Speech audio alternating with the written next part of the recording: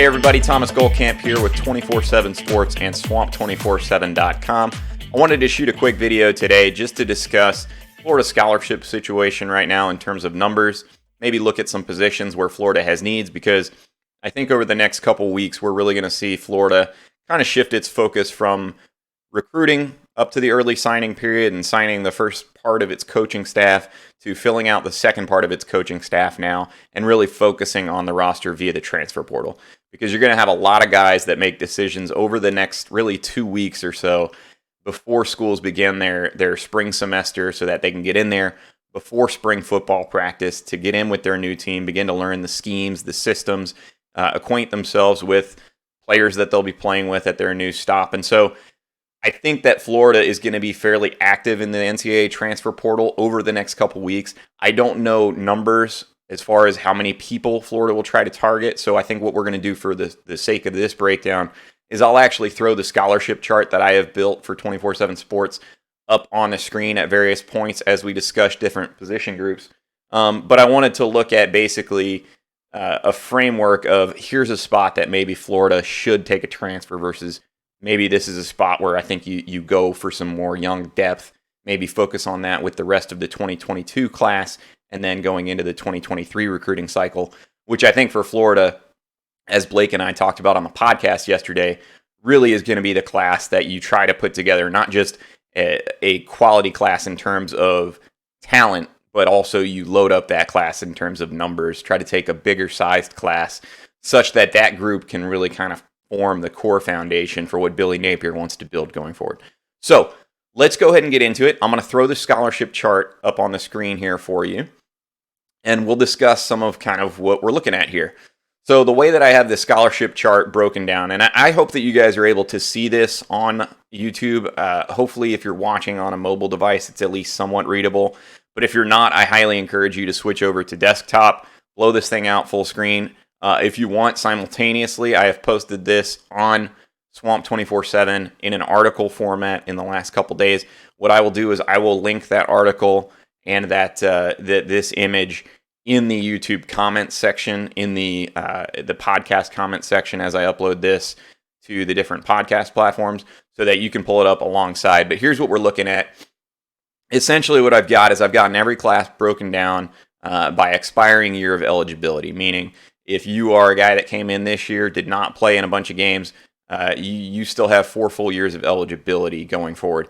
For signees, we always assume that they're going to take a red shirt until they do not. So you'll see for the 9 signees in that green column in the 2026 column, those are the latest guys to be added officially to Florida scholarship chart. A couple other minor points. You'll see some guys in italics here.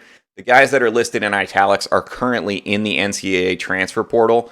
I am not counting those guys in any of the columns with the number totals that you see, whether that is, below each class. If you look below the 2022 column vertically, you'll see 12 scholarship guys. That does not include guys that are currently in the transfer portal, like Emory Jones, like Dante Zanders, like Mahmoud Diabate, Chris Bogle. So just so you know, the numbers that are reflected here, 73 guys currently on scholarship after those 9 signees.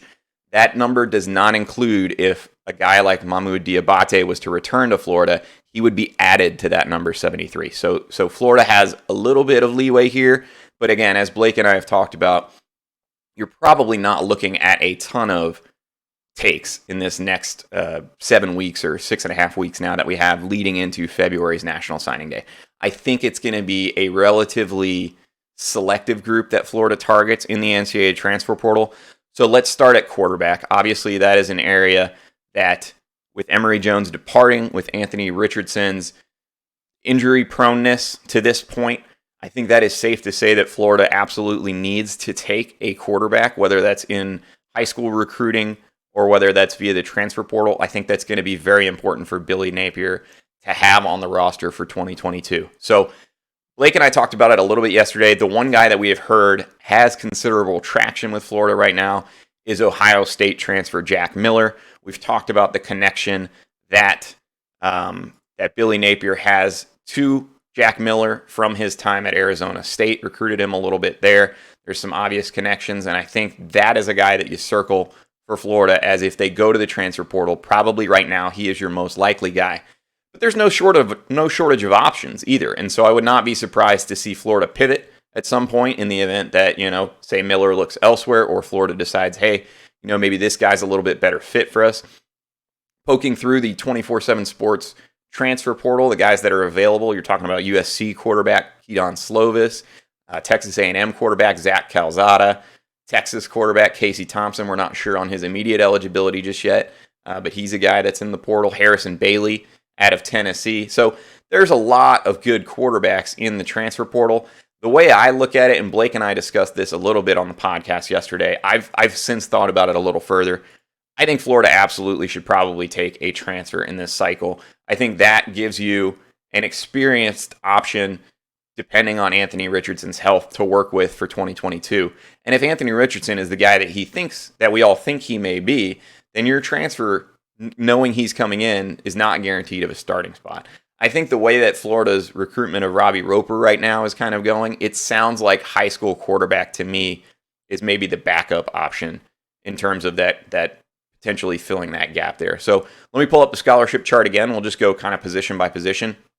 Running back right now, you've got 3 guys. 2 of them will be upperclassmen next year. Naquan Wright, obviously not going to be going through spring ball, most likely after that pretty significant injury. I should say most likely. I don't know that for a fact, but that injury did look pretty severe in that season finale against FSU. And so if he's not there and neither of Florida's 2 seniors, Damian Pierce or Malik Davis, decide not to opt for a kind of super senior year, at this point, I would not expect Pierce to. I think he's got a significant chance to go in the NFL and make some noise there.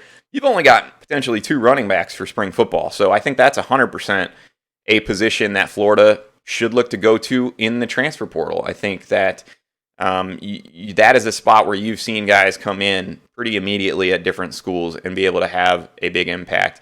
You look at some of the guys that are out there, Jahmyr Gibbs out of Georgia Tech, a guy that Florida had recruited previously under Dan Mullen's staff. There are some injury concerns there, and I believe those are at least partially playing into his decision to transfer. Zach Evans, another guy out of TCU that had kind of signed with Georgia initially, backed out of that, went to TCU. Florida was in the mix for him for a while. I think you'd certainly have to do your homework on him if he was a guy that you were going to target, but he's another guy that could shore you up a little bit. DeMonte Trayanum out of Arizona State, another guy. Just looking through some of these names, Bentavious Thompson out of UCF, maybe looking for a move up to a bigger level. So I don't know that I'm as sold on the options in the running back room, but there are some there. And obviously that's a spot where Florida, being in the state of Florida, I think typically you got a lot of good skill guys coming out and recruiting. And so I think that is a position, if you're looking at it, you can probably afford to be a little bit more patient on running back as far as the transfer portal. But I think the appeal of the transfer portal at this position in particular is you may only have 2 scholarship backs. And we know that Billy Napier likes to run an offense that is heavily based around the run game. He, at Louisiana Tech, more often than not, had 3 guys that were topping the 700-yard mark as rushers. So you're talking about a lot of guys with a lot of carries. I think you need a little bit more in that room than Lorenzo Lingard and DeMarcus Bowman heading into spring. I'm still extremely high on DeMarcus Bowman. I don't know as much on Lorenzo Lingard.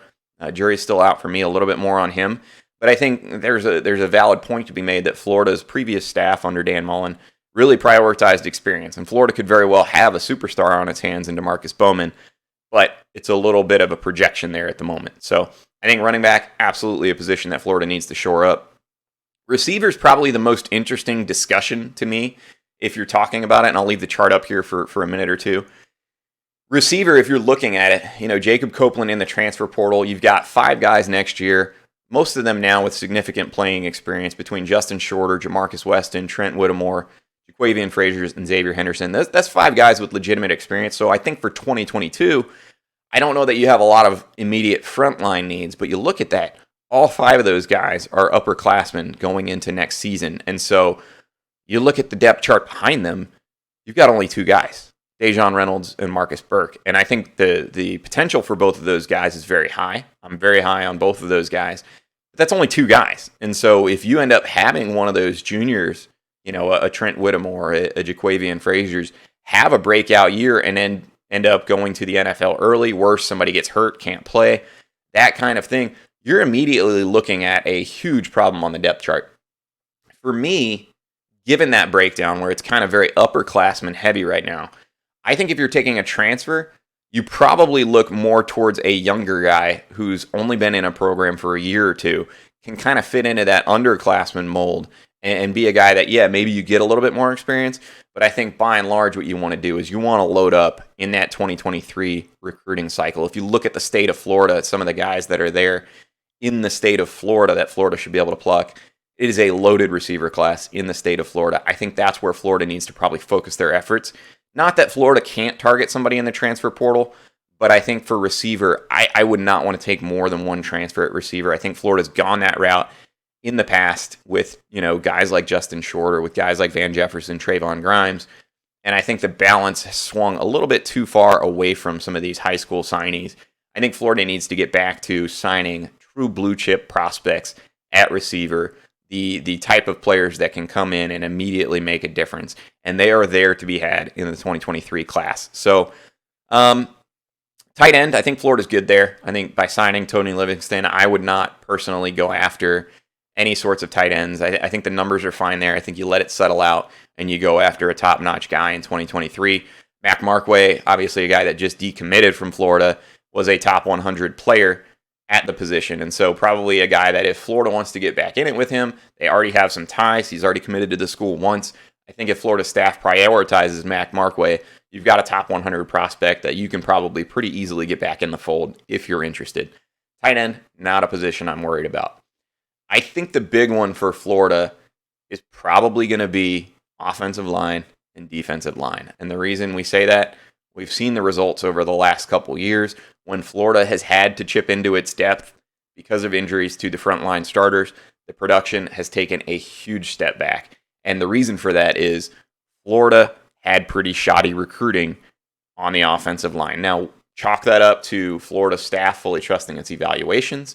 But the bottom line is, to this point, most of those younger players have panned out about how they were rated. There's been a couple exceptions. I think Ethan White is one of those guys.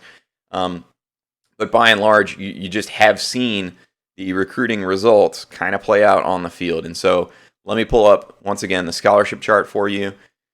You can just go through it. You've got only a couple upperclassmen. Well, I say upperclassmen. You've only got a couple seniors, right? Richard Gurage, Ethan White. But beyond that, you're talking about Michael Tarquin, Josh Braun, Riley Simons, William Harrod, and Kingsley. The younger depth, you've got okay numbers, but again, you've got to see those start to translate. I've got Florida as far as scholarship numbers right now at 13 guys on the O-line. I've got 16 to 18 as kind of a target projection there. I think that's probably a little bit high. So I think that, I don't know exactly how many Florida will target, but you look, at some of these transfers in the portal right now. There's some decent ones, and I think Florida. I still think if Florida can convince Gerald Mincey to come back, I think that would be good. I think he was one of the younger prospects that I was higher on. I think for Florida in the portal right now, he's committed to Tennessee. The last I saw out of our Tennessee reporters was that Tennessee wasn't quite sure they were going to take him. Tennessee may only take one offensive line transfer, and if he's the best guy, they'll take him, but they were not decided on that at last check. He's a guy that if I'm Billy Napier, I'm at least having conversations with and trying to say, hey, what are the chances we can kind of get you back in the mix? Some of the other guys, just off the top of my head, looking at 24/7 Sports' transfer portal, Kyleon Herbert, or Aber, I forget exactly how to say it. He was a guy that Florida recruited out of high school quite a bit, went to Miami. I don't know his story at Miami. He just jumps out to me as a name that Florida's had previous contact with. And again, guys, as we get more information on guys that Florida has actually reached out to in the NCAA transfer portal, we will report that on Swamp 24/7 for you. I know Blake was quick to report the Jack Miller interest, the Jack Miller offer in terms of the Ohio State quarterback. We will continue to fill you in on those things.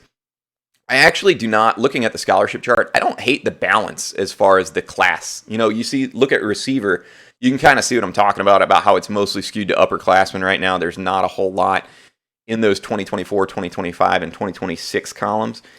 Offensive line, you don't really see that issue. So I do think it's more probably about stabilizing the immediate future on the O-line. And I think to that end, that's probably where you see Florida take a transfer. There's a couple top-notch guys from Virginia that are in the transfer portal. Victor Oluwatimi is one of them. I think he's a guy that Michigan is in the mix for, certainly.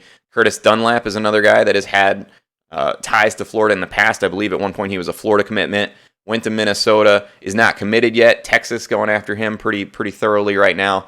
Florida could get in the mix there if they wanted to. So you've got some options. I'm looking at the defensive depth chart now.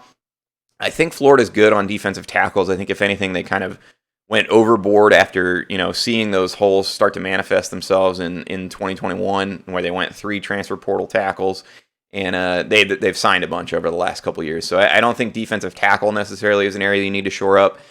If you can get a solid rush end out of the transfer portal, a solid edge player, and typically that's where you can find some guys that are pretty talented, that's a good spot to go. We know that Florida has reached out to one transfer portal guy already, and that is Jared Verse. He is a player out of Albany, so a lower level prospect, but 24/7 Sports has put a 92 grade on him as a transfer portal prospect. He is regarded as the best defensive line prospect on the edge in the transfer portal out of 24/7 Sports right now, and Florida has already reached out to him. That is a player that they are going after. They will try to land. Some news, Lloyd Summerall. We've gotten some conflicting info on whether or not certain guys are for sure going to leave Florida. Lloyd Summerall, I cannot report 100% certainty right now that he's been practicing during the bowl, but we have gotten chatter on that end that he is.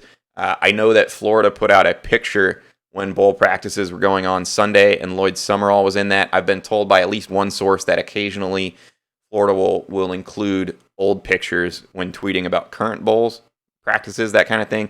So I don't know why they would do that, but just that's additional context. I do believe there's a good chance that Lloyd Summerall is one of the players that potentially pulls his name out of the transfer portal. Now, as far as where he's at in his development as a player, not as sure on that, but I think that Lloyd Summerall is a guy you keep an eye on that maybe solves some of that edge issue.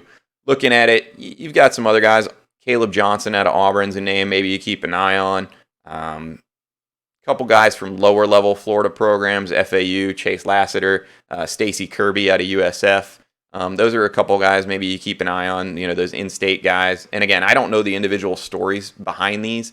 This will be something that our viewers can dive into a little bit more heavily. And then, again, as Florida offers certain guys, we'll certainly report on that. Just wrapping up, I don't think Florida has as many needs on defense. I'm looking at it transfer portal-wise. I think defensive end, edge rusher is kind of the only one that I really see. I think maybe you could take a linebacker, and one interesting name that popped up in the transfer portal yesterday is Tyrone Hopper, who is the brother of Tyron Hopper, the current Florida linebacker that I think a lot of fans are really high on as kind of the next big guy at Florida. If you can keep Ventrell Miller around for another year, exercise that super senior year, I think he's certainly a potential option to shore things up there in the short term. But Tyrone Hopper is a guy that at UNC has recorded about 61 tackles in his career, 4.5 sacks. Injuries have been the problem for him. Injuries ended his 2021 campaign, and I believe the situation with him is that he's going to apply for a 6th year and should almost certainly get it. But he left early in the 2021 season with a lower body injury, I believe, and he missed the rest of the year. So he's an interesting guy, I think, from the brother-to-brother connection to keep an eye on in the transfer portal. I look at Florida's secondary. I don't see a whole lot of needs. I think you've got a lot of young guys there. Avery Helm, Ethan Pouncey, Kamar Wilcoxon was hurt this year, but he's a guy that I think a lot of people were high on. Jason Marshall, obviously. I'll pull up the chart one more time. But you can see Florida has kind of filled in the gaps there over the last 3 recruiting cycles. You're probably a little bit more underclassmen balanced there than maybe it looks. Jaden Hill's a guy that should be back with his injury that knocked him out of the 2021 season, so you've got a little bit of experience there between him and Jadarius Perkins. Kyer Elam has not made an official decision on his future yet, but I think most of us would expect he's headed to the NFL. I think I would be surprised if he stayed. I do think that he has the potential to play his way with a new staff that loves big physical corners into a lock as a first rounder. I don't know that he's a lock first rounder right now. I think that will depend on his testing, particularly his speed in his 40-yard dash time. But I think looking at the defensive backfield, I think you've got a solid mix of young guys. So that position is exactly, you try to do what Florida did in the early signing period. You go out and you land top-notch prospects like Kamari Wilson, like Devin Moore. If you can take a couple of those guys in the February National Signing Day window, I think you do it. I don't know that I'd really be pursuing a whole lot of transfers in the secondary right now if you're Florida. But guys, that'll do it for this episode of the Swamp 24/7 podcast. I wanted to go through the scholarship chart with you guys, kind of point out those needs. I think the four primary areas as we talked about. I think running back, quarterback, you absolutely probably try to take a transfer. I think the O-line, you try to take a transfer, and I think edge rusher. And we've seen at least 2 offers already by Florida to Jack Miller at quarterback, to Jared Verse, and at that rush end position. Those are 2 you keep an eye on, I think, in the next 2 weeks to see if they maybe make a decision. I think receiver is another place you could make an argument for a transfer, especially if you can get a high-impact guy that can be a number 1 receiver next fall. But otherwise, I think you focus on receiver via the 2022 recruiting class if you can get a late edition that you like, or more importantly, the 2023 class where you take a big class and you really go after some studs in the state of Florida. So that'll wrap it up for today's episode of the Swamp 24/7 podcast, guys. I hope that enlightened you a little bit, gave you an idea of what Florida's working with from a scholarship standpoint. That'll do it for me today. We appreciate you tuning in. If you like the video on YouTube, be sure to hit like, hit that subscribe button if you are not already. That will give you an instant notification on your phone whenever we upload a new video, which we are trying to do more regularly. And if you're listening to us on audio mode only, on iTunes, Stitcher, Spotify, Google Podcasts, Podbean, Player FM, any of those platforms, be sure to try to leave us a favorable review. It helps us reach a wider audience, serve more Gator fans, and then obviously gives us the resources to continue putting out this type of content for you guys. So that'll do it, guys. Thanks for tuning in.